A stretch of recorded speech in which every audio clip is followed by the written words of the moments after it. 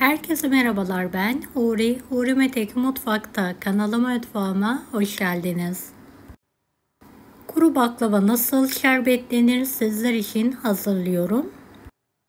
Özellikle yaz aylarında çıtır baklava yapmanın püf noktaları var. Videoyu sonuna kadar izlemenizi tavsiye ederim.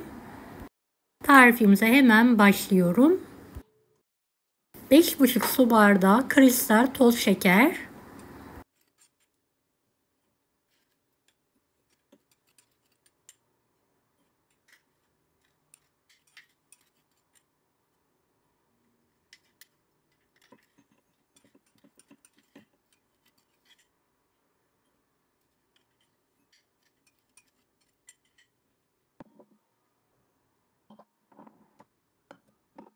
6 su bardağı içme suyunu derin bir tencerenin içine alalım ve ocağın üzerine alarak ısıtmaya bırakalım.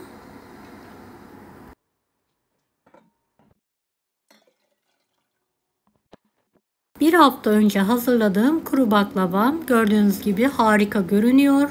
Tarifin açıklama kısmındaki linkten ulaşabilirsiniz. Evet, sıcak suyun üzerine şekeri ekleyelim. Şeker eriyene kadar mutlaka karıştıralım. Baklavamızı da hemen fırının alt tarafına verelim. Dereceyi de 150 derece olarak ayarlayalım. Yarım limonun suyunu sıkalım. Şeker eridi. Kaynamaya bırakalım.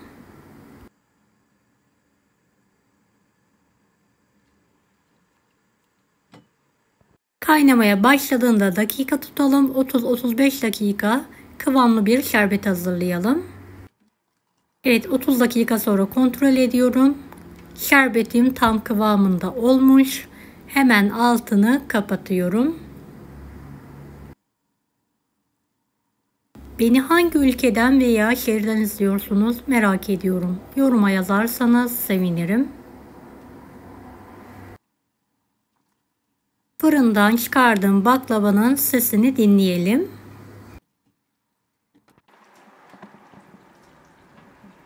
Evet, bu şekilde yağ sesi gelince fırından hemen çıkartalım.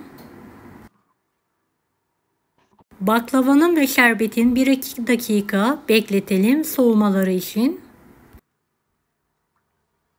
Evet, şerbetimizi karıştıra yavaş yavaş yarısını şöyle 1-2 dakika geçtikten sonra verelim.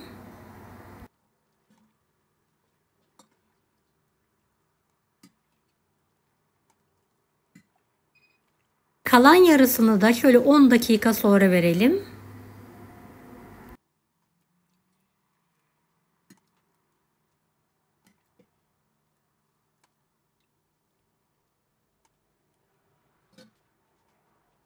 Şerbetimizden şöyle yarım su bardağına yakın kenara ayıralım ve baklavamızı en az 1 saat soğutmaya bırakalım.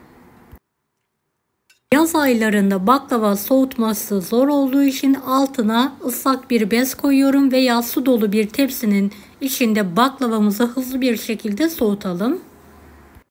Eğer soğutma işlemi yapmazsak baklavamız yumuşar ve çıtır olmaz.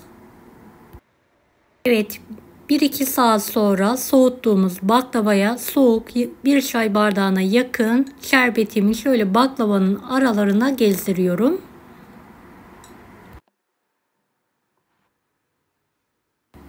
Baklavamı soğuttuktan sonra 1 saat sonra ikrama hazırlayabilirsiniz.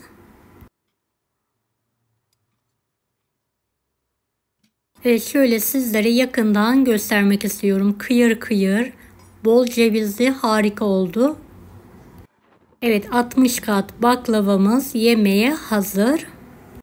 Deneyecek olan herkese şimdiden kolaylıklar dilerim. Kanalıma ücretsiz abone olmayı unutmayın. Bir dahaki videolarda görüşmek üzere. Allah'a emanet olun. Hoşça kalın. Daha farklı tarifler için bunları da izlemeyi unutmayınız.